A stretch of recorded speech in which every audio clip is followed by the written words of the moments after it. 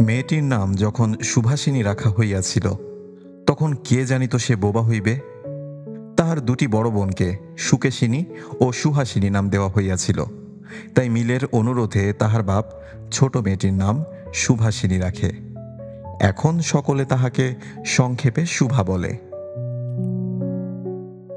দস্তুর মতো অনুসন্ধান ও অর্থ ব্যয়ে বড় দুটি মেয়ের বিবাহ হইয়া গেছে। এখন ছোটটি পিতামাতার নীরব হৃদয়ভারের মতো বিরাজ করিতেছে। যে কথা কয় না, সে যে অনুভব করে, ইহা সকলের মনে হয় না।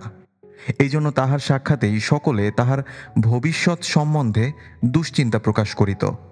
সে যে বিধাতার অভিশাপ স্বরূপে তাহার পিতৃগৃহে আসিয়া জন্মগ্রহণ করিয়াছে, এ কথা সে শিশুকাল হইতে বুঝিয়া লইয়াছিল। তাহার ফল এই হইয়াছিল, সাধারণের দৃষ্টিপথ হইতে সে আপনাকে গোপন করিয়া রাখিতে সর্বদাই চেষ্টা করিত। মনে করিত, আমাকে সবাই ভুলিলে বাঁচি। কিন্তু বেদনা কি কেহ কখনো ভোলে? পিতামাতার মনে সে সর্বদাই জাগরুক ছিল। বিশেষত তাহার মা তাহাকে নিজের একটা ত্রুটি স্বরূপ দেখিতেন। কেননা মাতা পুত্র অপেক্ষা কন্যাকে নিজের অংশরূপে দেখেন। কন্যার কোনো অসম্পূর্ণতা দেখিলে সেটা যেন বিশেষ রূপে নিজের লজ্জার কারণ বলিয়া মনে করেন। বরঞ্চ কন্যার পিতা বাণীকণ্ঠ সুভাকে তাহার অন্য মেয়েদের অপেক্ষা যেন একটু বেশি ভালোবাসিতেন। কিন্তু মাতা তাহাকে নিজের গর্ভের কলঙ্ক জ্ঞান করিয়া তাহার প্রতি বড় বিরক্ত ছিলেন। শুভার কথা ছিল না, কিন্তু তাহার সুদীর্ঘ পল্লব বিশিষ্ট বড় বড় দুটি কালো চোখ ছিল, এবং তাহার ওষ্ঠাধর ভাবের আভাস মাত্রে কচি কিশলয়ের মতো কাঁপিয়া উঠিত। কথায় আমরা যে ভাব প্রকাশ করি, সেটা আমাদিগকে অনেকটা নিজের চেষ্টায় গড়িয়া লইতে হয়, কতকটা তর্জমা করার মতো। সকল সময়ে ঠিক হয় না, ক্ষমতা অভাবে অনেক সময় ভুলও হয়। কিন্তু কালো চোখকে কিছু তর্জমা করিতে হয় না। মন আপনি তাহার উপরে ছায়া ফেলে, ভাব আপনি তাহার উপরে কখনো প্রসারিত, কখনো মুদিত হয়, কখনো উজ্জ্বলভাবে জ্বলিয়া ওঠে, কখনো ম্লানভাবে নিবিয়া আসে, কখনো অস্তমান চন্দ্রের মতো অনিমেষভাবে চাহিয়া থাকে, আর কখনো দ্রুত চঞ্চল বিদ্যুতের মতো দিক বিদিকে ঠিকরাইয়া ওঠে। মুখের ভাব বই আজন্মকাল যাহার অন্য ভাষা নাই, তাহার চোখের ভাষা অসীম উদার এবং অতল স্পর্শ গভীর, অনেকটা স্বচ্ছ আকাশের মতো উদয়াস্ত এবং ছায়ালোকের নিস্তব্ধ রঙ্গভূমি। এই বাক্যহীন মনুষ্যের মধ্যে বৃহৎ প্রকৃতির মতো একটা বিজন মহত্ব আছে। এই জন্য সাধারণ বালক বালিকারা তাহাকে এক প্রকার ভয় করিত, তাহার সহিত খেলা করিত না। সে নির্জন দ্বিপ্রহরের মতো শব্দহীন এবং সঙ্গীহীন। গ্রামের নাম চণ্ডীপুর। নদীটি বাংলাদেশের একটি ছোট নদী, গৃহস্থ ঘরের মেয়েটির মতো। বহুদূর পর্যন্ত তাহার প্রসার নহে।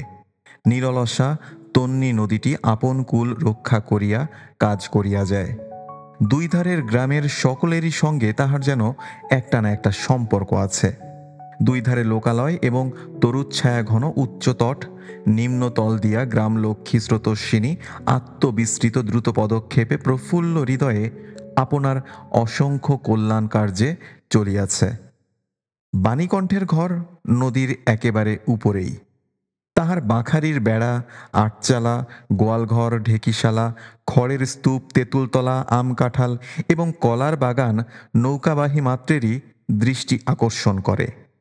এই গার্হস্থ্য সচ্ছলতার মধ্যে বোবা মেয়েটি কাহারও নজরে পড়ে কি না জানি না, কিন্তু কাজকর্মে যখনই অবসর পায় তখনই সে এই নদী তীরে আসিয়া বসে। প্রকৃতি যেন তাহার ভাষার অভাব পূরণ করিয়া দেয়, যেন তাহার হইয়া কথা কয়। নদীর কলধ্বনি, লোকের কোলাহল, মাঝির গান, পাখির ডাক, তরুর মর্মর সমস্ত মিশিয়া চারিদিকের চলাফেরা আন্দোলন কম্পনের সহিত এক হইয়া সমুদ্রের তরঙ্গরাশির ন্যায় বালিকার চিরনিস্তব্ধ হৃদয় উপকূলের নিকটে আসিয়া ভাঙিয়া ভাঙিয়া পড়ে।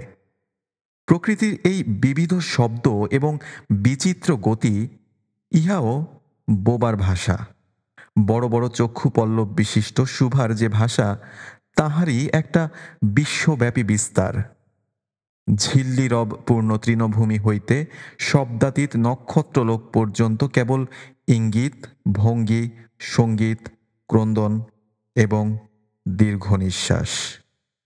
এবং মধ্যাহ্নে যখন মাঝিরা জেলেরা খাইতে যাইত, গৃহস্থেরা ঘুমাইত, পাখিরা ডাকিত না, খেয়া নৌকা বন্ধ থাকিত, স্বজন জগৎ সমস্ত কার্যক্রমের মাঝখানে সহসা থামিয়া গিয়া ভয়ানক বিজন মূর্তি ধারণ করিত, তখন রুদ্র মহাকাশের তলে কেবল একটি বোবা প্রকৃতি এবং একটি বোবা মেয়ে মুখোমুখি চুপ করিয়া বসিয়া থাকিত, একজন সুবিস্তীর্ণ রৌদ্রে আর একজন ক্ষুদ্র তরুচ্ছায়ায়। শুভার যে গুটিকতক অন্তরঙ্গ বন্ধুর দল ছিল না তাহা নহে। গোয়ালের দুটি গাভী, তাহাদের নাম সর্বশী ও পাঙ্গুলি। সে নাম বালিকার মুখে তাহারা কখনো শোনে নাই, কিন্তু তাহার পদশব্দ তাহারা চিনিত। তাহার কথাহীন একটা করুণ সুর ছিল, তাহার মর্ম তাহারা ভাষার অপেক্ষা সহজে বুঝিত। শুভা কখন তাহাদের আদর করিতেছে, কখন ভর্ৎসনা করিতেছে, কখন মিনতি করিতেছে, তাহারা মানুষের অপেক্ষা ভালো বুঝিতে পারিত। শুভা গোয়ালে ঢুকিয়া দুই বাহুর দ্বারা সর্বশীর গ্রীবাবেষ্টন করিয়া তাহার কানের কাছে আপনার গণ্ডদেশ ঘর্ষণ করিত এবং পাঙ্গুলি স্নিগ্ধ দৃষ্টিতে তাহার প্রতি নিরীক্ষণ করিয়া তাহার গা চাটিত। বালিকা দিনের মধ্যে নিয়মিত 3 বার করিয়া গোয়াল ঘরে যাইত, তাহা ছাড়া অনিয়মিত আগমনও ছিল। গৃহে যেদিন কোনো কঠিন কথা শুনিত, সেদিন সে অসময়ে তাহার এই মুখ বন্ধু দুটির কাছে আসিত।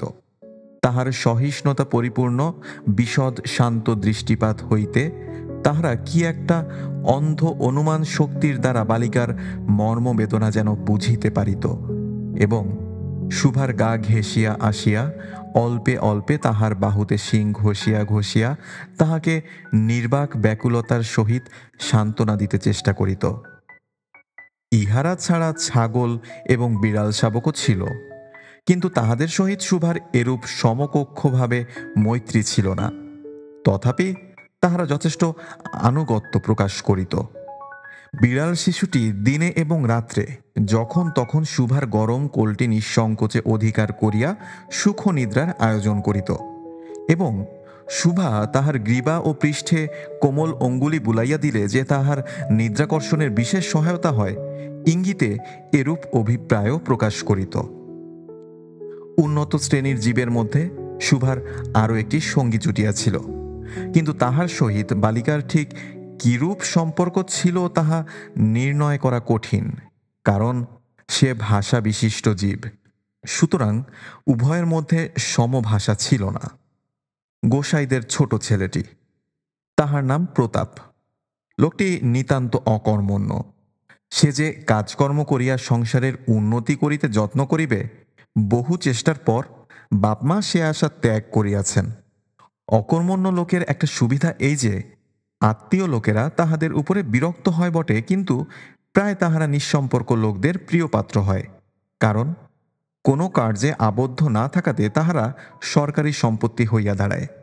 শহরে যেমন এক আধটা গৃহ সম্পর্কহীন সরকারি বাগান থাকা আবশ্যক, তেমনি গ্রামে 2-4টা অকর্মণ্য সরকারি লোক থাকার বিশেষ প্রয়োজন।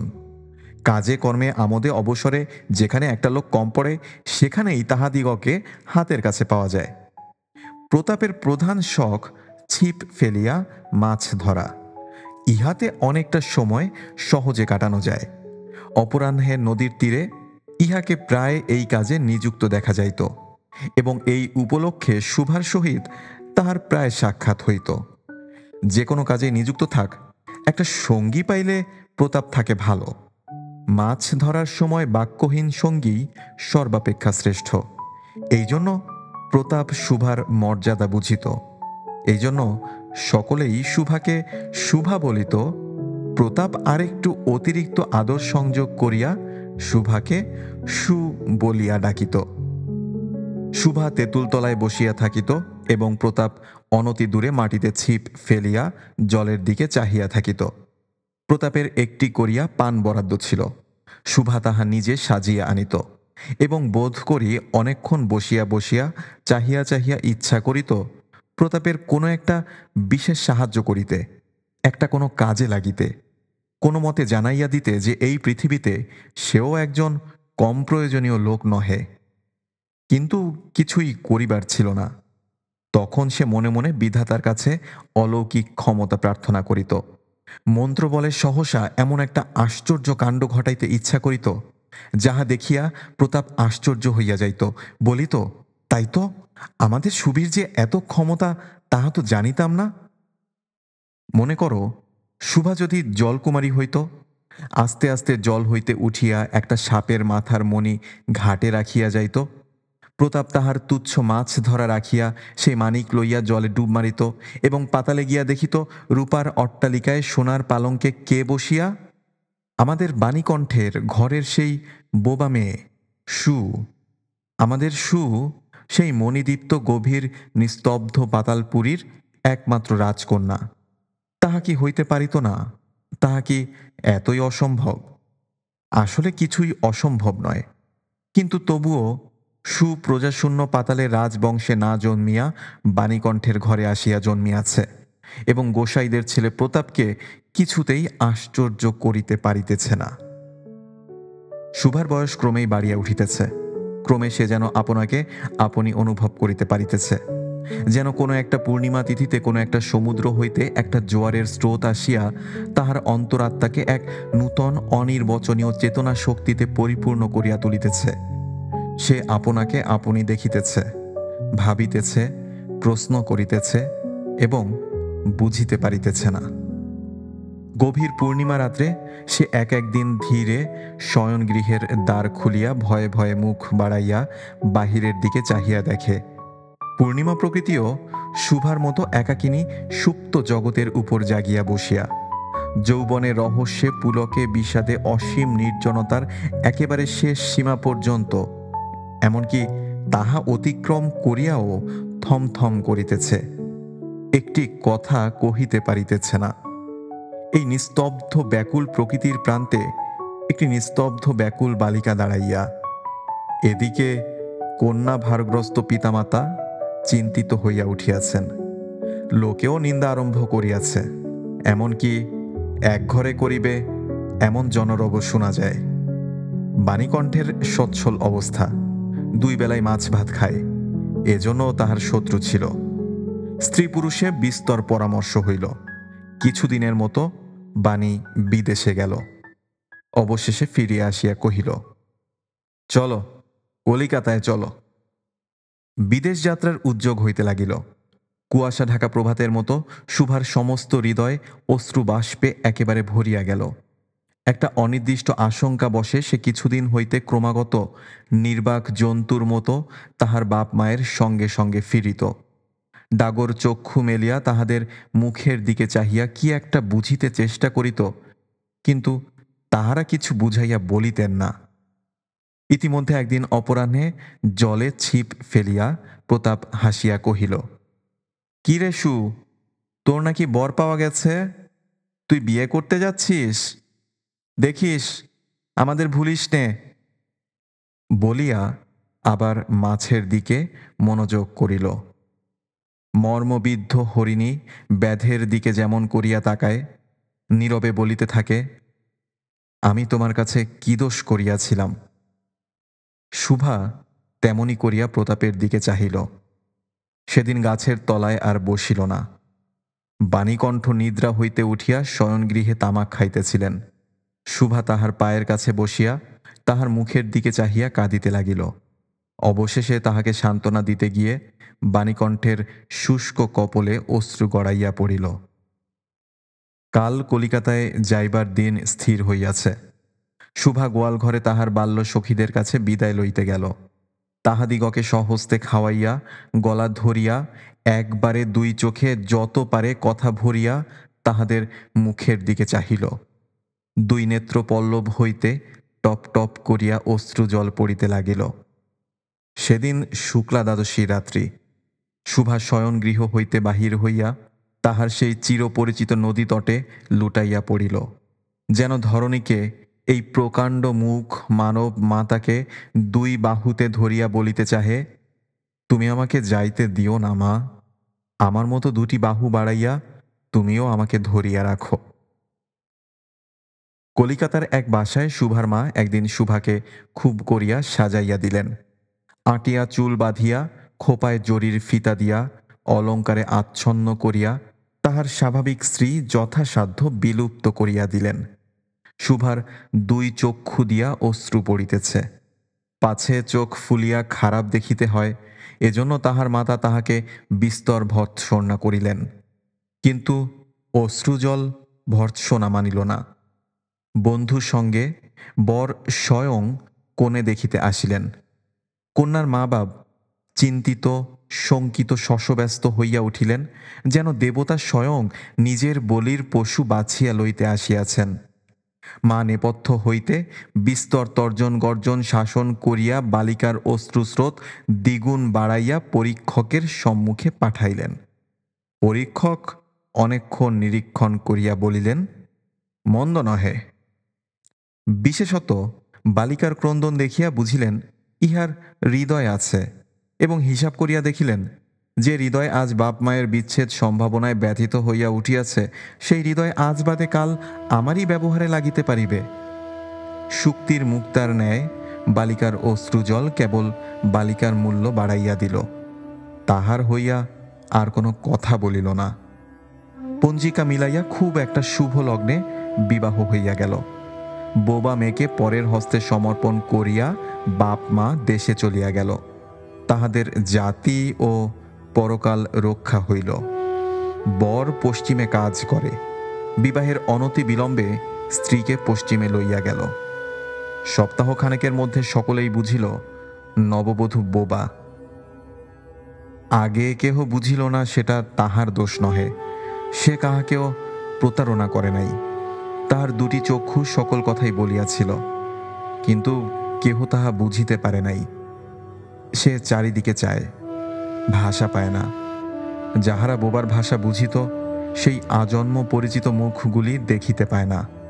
বালিকার চিরনীরব হৃদয়ের মধ্যে একটা অসীম অব্যক্ত ক্রন্দন বাজিতে লাগিল। অন্তর্যামী ছাড়া আর কেহ তাহা শুনিতে পাইল না। এবার তাহার স্বামী চক্ষু এবং কর্ণেন্দ্রিয়ের দ্বারা পরীক্ষা করিয়া এক ভাষা বিশিষ্ট কন্যা বিবাহ করিয়া আনিল।